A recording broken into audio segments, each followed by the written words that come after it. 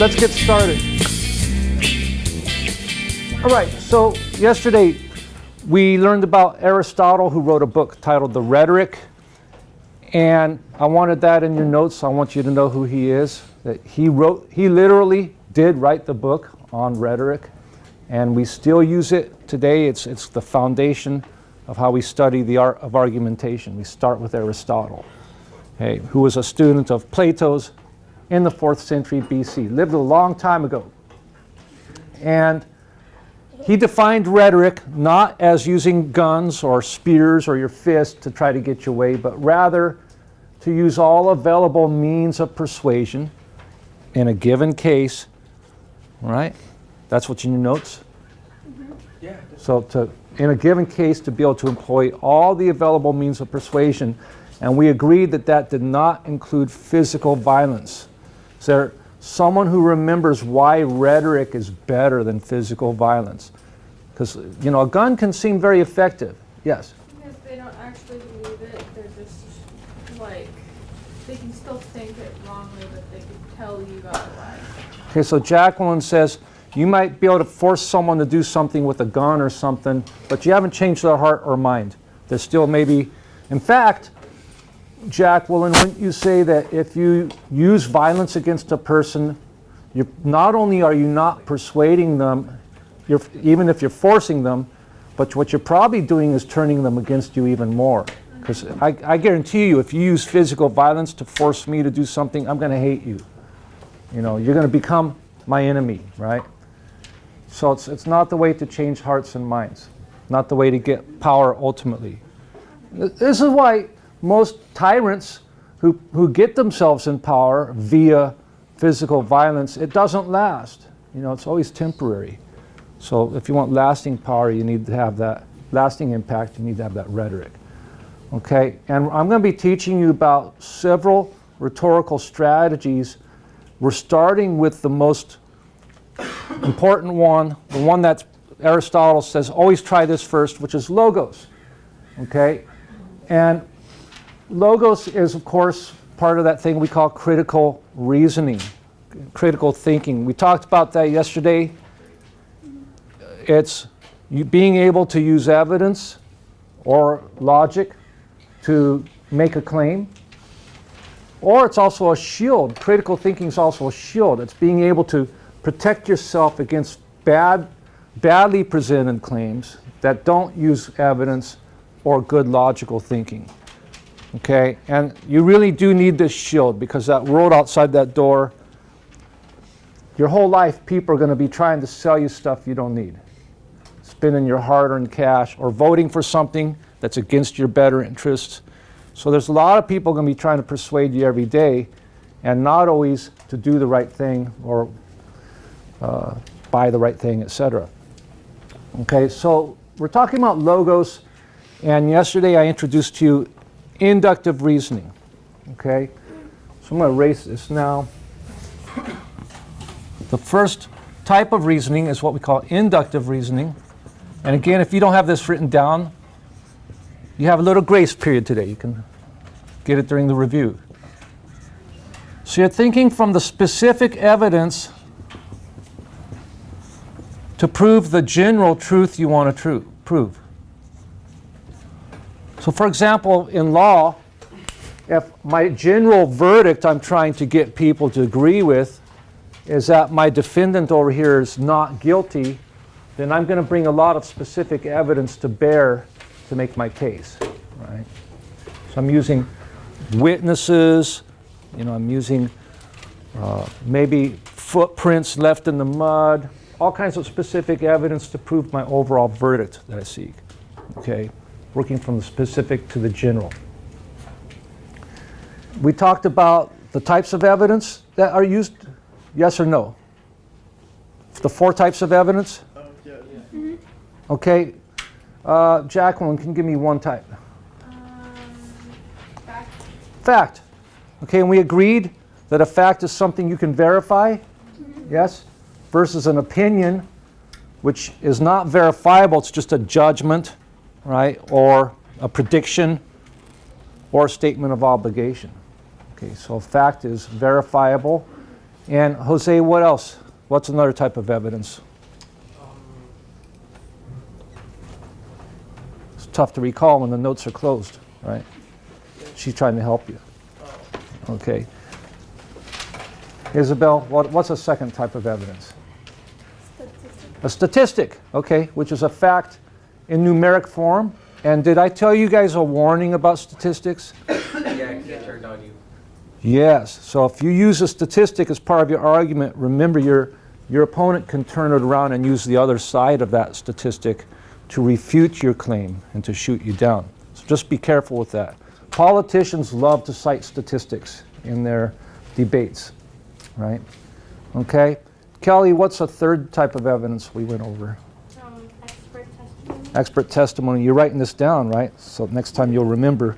We're on camera here. We gotta look good. This is So- going to be on YouTube? Yeah? Oh, is it? You're gonna be world famous. Okay, expert testimony. That's where they call up the ballistics expert or the psychologist, or they're bringing someone up to the stand who has some special knowledge. Did we talk about what an expert is?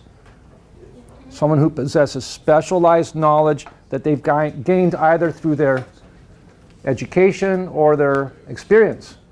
Okay, they have knowledge that the rest of us don't have. Okay, people who study bullets and the way guns make marks on the bullets they shoot, ballistics experts, etc.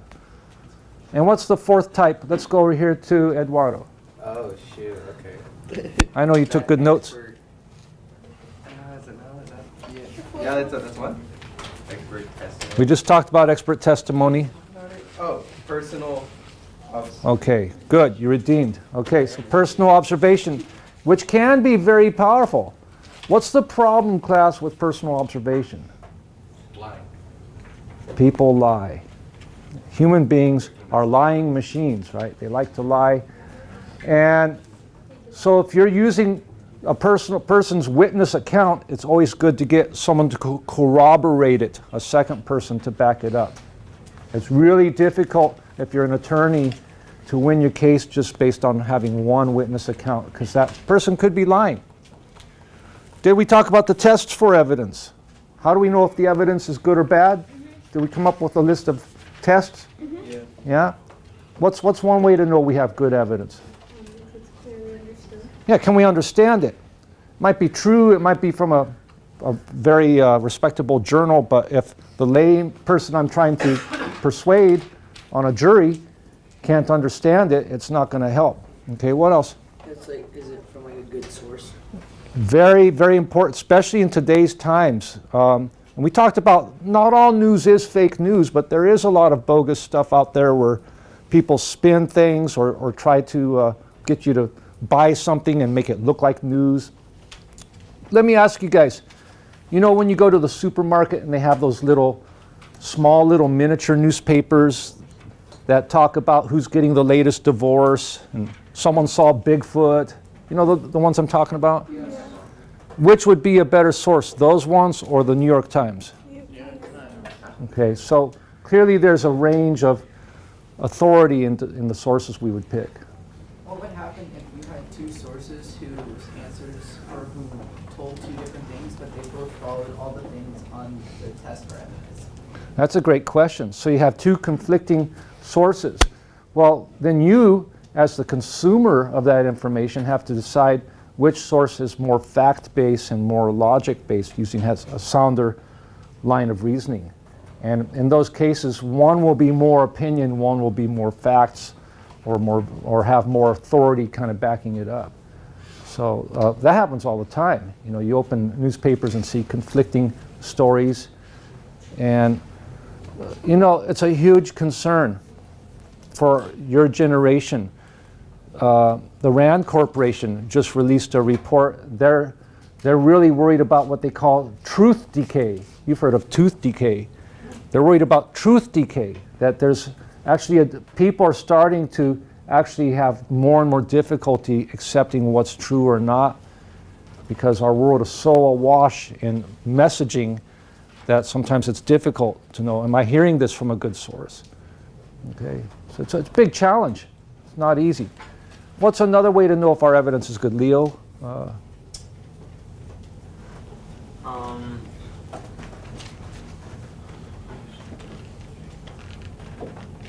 So we've got good source, it's understandable. Let's go here to Rin. Is it relevant? Is it relevant? Yes. Okay, so it might be from a good source, it might be understandable, but it might be a peripheral kind of side bit of evidence that doesn't speak directly to our case. All right, so we talked about others. Okay, is it accurate? And ultimately, is it persuasive? Right? What I'd like to do now, this is where you're going to be hitting some new information. We're going to talk about the other branch of logos, which is deductive reasoning.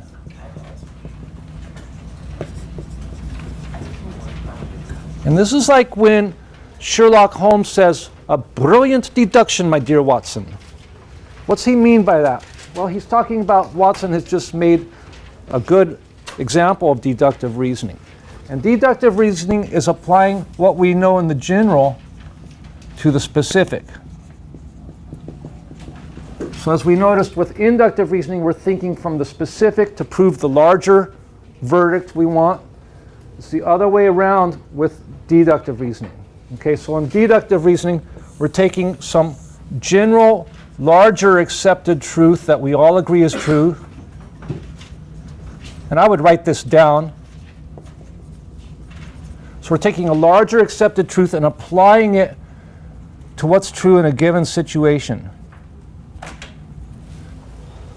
What's true in this one instance, we're extracting that, we're deducing that from this larger accepted truth. Okay? So what this, you could think of this as like a law of logic. Now in the legal system, the way this works is through what's called case law and statutory law. Are any of you in here interested in being an attorney? Maybe? No? Well, Here. okay. So attorneys, they don't just present evidence when they're talking to the jury, but they also will sometimes go up with a bunch of law books open, and they'll go up to the bench and they'll say, well, in these other cases, this is what the juries and judges decided, so that's what should be decided in this case. Okay?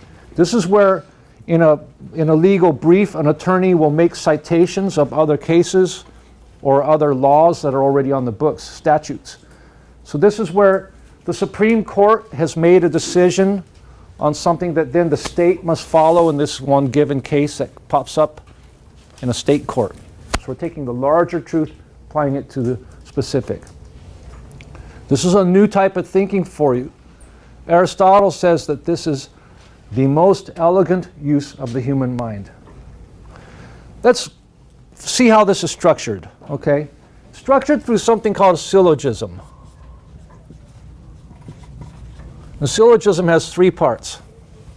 First part is called the major premise. And a premise is just one of these large accepted truths. So we got some major, large premise, some big general truth we all agree. Let's put something we would all agree is true up here, like all men are mortal. We would all agree on that, I believe, correct? All people are mortal. So this is a large truth. We're going to start there. The second part of the syllogism is the minor premise. So it's still a position that we'd all agree on, but it's not quite as big of a truth. So we could say Socrates was a man.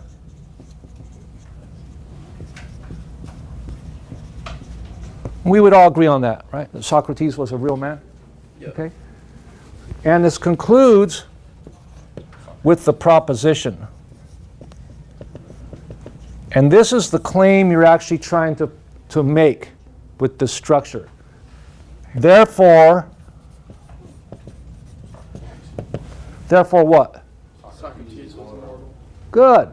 All men are mortal. Socrates was a man. Therefore, Socrates was mortal. And so what we've done is we've deduced from these ever larger truths down to the specific case to prove our point. That is how deductive reasoning works. Now, Aristotle looked at this and he found it to be too much. if you're in the heat of a debate or an argument, to try to prove each of your points by going through these steps each time, that's too much to have to do. So he thought, there's got to be a shorter way to make a deduction. So he thought, what if we took out one of these? Couldn't we just say all men are mortal, therefore Socrates was mortal? Doesn't that work? Is that just as good? Or couldn't we just say Socrates was a man, therefore Socrates was mortal? Does that work? So he thought we could cross either one of these out and create something shorter. His name for that is an enthymeme. And that's a Greek word. I want you to write it down. It just literally translates to a line of reasoning. A line of reasoning. Okay, and a line of reasoning, if you want to know what this is, it's simply a syllogism with one of these two premises taken out. Our enthymemes, our lines of reasoning, our laws of deduction that we've identified are still the original 28 that Aristotle lists in his book, The Rhetoric. Now, I think it's going to be a bridge too far to ask you guys to memorize all 28. Thank you. So what I'm going to do is ask you to memorize 13 of them.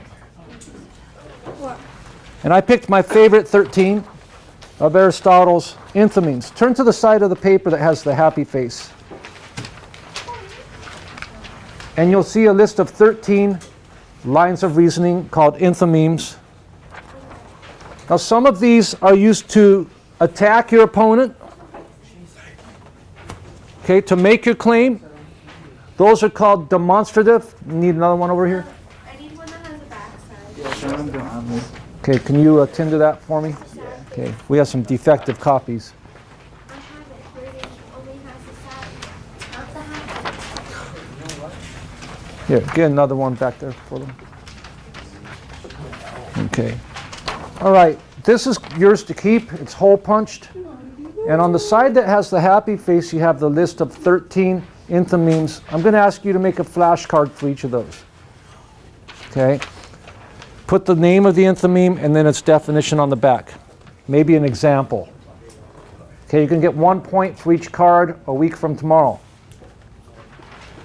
It's still going to be worth a lot of points. 13 points for these, and then there are going to be more on the back we'll talk about in a minute.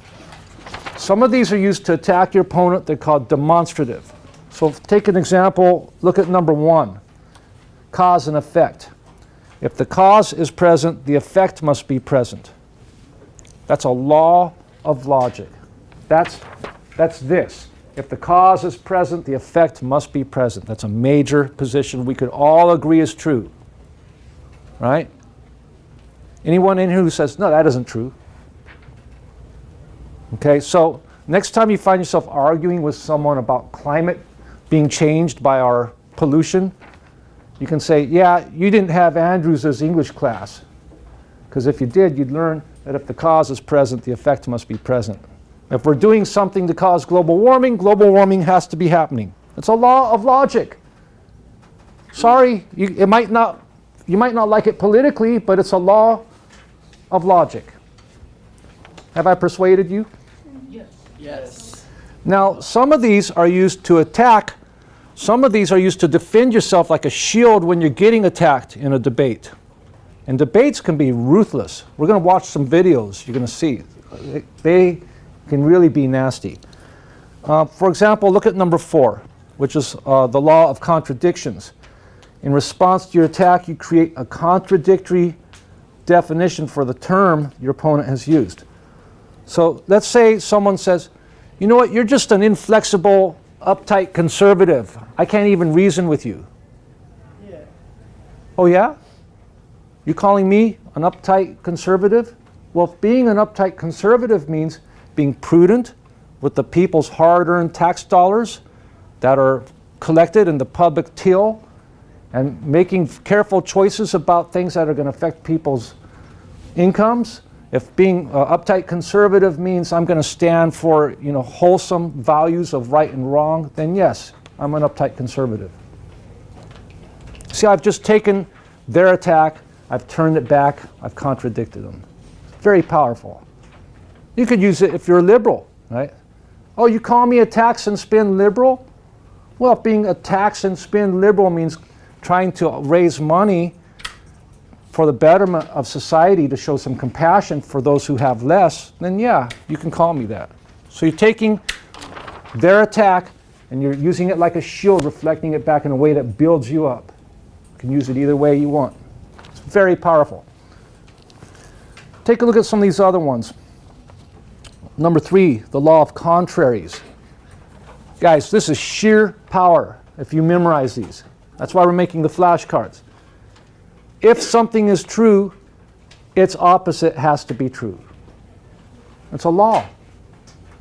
And anything you can think of, this law works. It's going to be like an umbrella over any other idea. It's a major premise. If something's true, its opposite also has to be true. Let's test this. If studying is good for your test results, lack of studying therefore must be Not good. If exercise is good for your physical health, lack of exercise must be Bad. I mean, anything you think of, that law is going to be applicable. It's powerful, very persuasive. Okay, take a look at some of these other ones here. I like time consideration, number 9. This one's very effective to use with your parents. So if all other things are equal, what was true last weekend should still be true today. So you say, hey, Mom, last weekend I had the chores done, had the room cleaned, had the lawn mowed, dog was walked, I brought home good grades, showed you all my homework, and you let me borrow the car on Saturday night. Now here again, I've just mown the lawn, done the chores, here's the homework all completed. So it would be illogical for you not to loan me the car again this Saturday night because the conditions are the same. Now she might say, well, that's too bad. I'm not letting you use it because I said so. But she's going to know that you have outwitted her. And you can walk away and you can say calmly, okay, but I guess we know who's the logical one here. And then your mom smacks it. Ultimately, what's happening is you're asserting yourself on a strong, you're standing on a strong foundation of solid reasoning. And eventually, that weak reasoning is going to wilt in front of that. It's power. It's not going to necessarily work every single time, but it's a pattern of power by standing on sound reasoning. All fortiori. If it's true in the lesser case, it must be true in the greater case. Okay, if a little bit of studying is a little bit good for your grade, then a lot of studying is going to be really good for your grade. If it's true in the lesser, it must be true in the greater. Okay, asking for particulars. You know, you say I cheated? Okay, well, can you tell me specifically where I cheated? Okay, this is used as defending yourself against an accusation, asking for particulars. A lot of times people will say, why do you always do that? Okay, well, can you tell me one time when I did it? Ask for those particulars. A lot of times people say, well, you just do. Oh, so you can't really remember one time when I did it? So, you know, that's a very powerful technique. So if someone does give you a specific, how would you try that against them? How would you just talk back? Well, if they give you a specific, then you have to concede the point. Say, okay, well, you gave I asked for a particular, you gave one. But a lot of times you get accused of things in a very general way. Have you noticed that? People just generally paint with a rather broad brush. Yes? Pardon? Pass that back, please. Can we get that in back? Okay. Number 13. Take a look at 13. This is powerful law of logic. You looking at 13? Yeah. Consideration of inducements and deterrence. If it's good for you, that should induce you to do it. That's a law of logic. If it's bad for you, that should deter you from doing it. Okay? You don't need some clinical explanation of why you shouldn't smoke meth. It's bad for you. That's a logical enough reason. It's right there in your Aristotle. There's something called fallacies.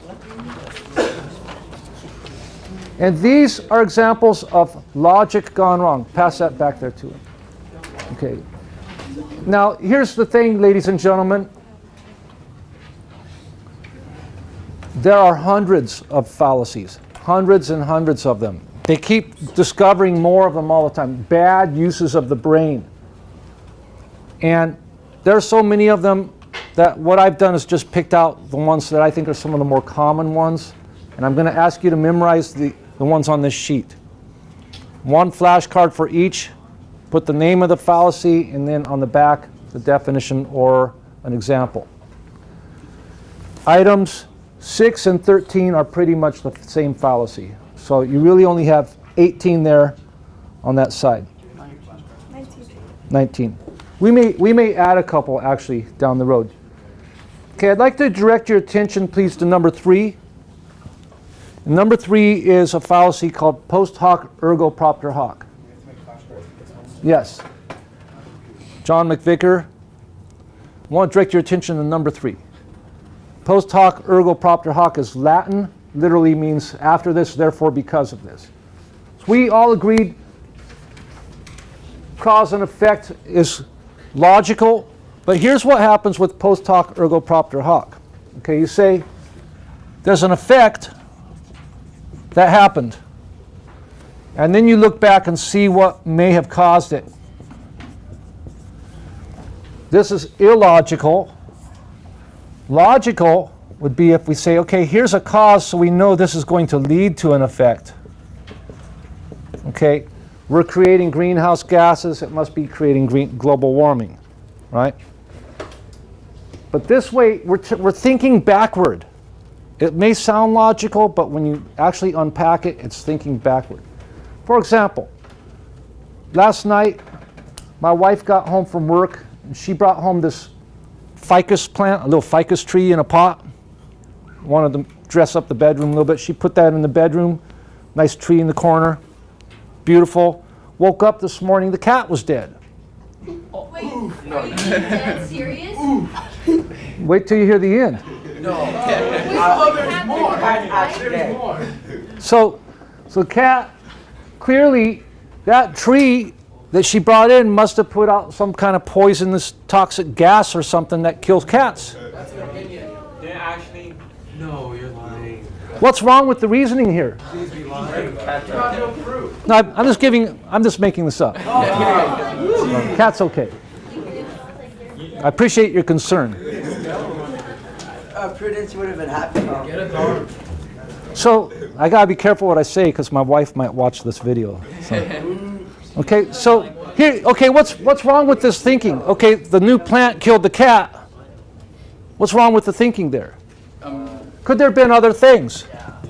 Could have been maybe the cat had cancer. Could have been maybe the cat ate some poison ant spray or something. All right, rat poison. Maybe the cat got injured or something happened other than the tree being brought in. So it's backward thinking. Are we clear on the flashcard assignment? Okay. We are going to continue our video tomorrow. The best part is tomorrow. That's it for today.